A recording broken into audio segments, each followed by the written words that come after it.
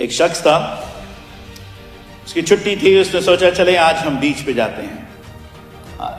ये महीना नहीं था ऑब्वियसली। वो बड़े आराम से उसने अपनी शीट डाली हुई है, लेटा हुआ है। एक बच्चा आता है, the little kid who comes to him. He says, "Excuse me, mister, are you a Christian?" वो कहता है, "Yeah, I am a Christian." "You pray every day?" He says, I do. I pray every day."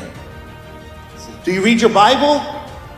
"Yes, every day. I wake up. That's the first thing I do. मैं कलाम पढ़ता हूँ, मैं दुआ करता हूँ." "Do you go to church?"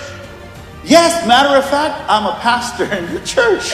He says, "Yes, I go with my family every week." "So you believe in God, right?" He said, "Yes." ये बच्चा क्या कहता है? "All right, hold my dollar while I go swim." Because the idea is, you're faithful. You're trustworthy. If all of this connection is good,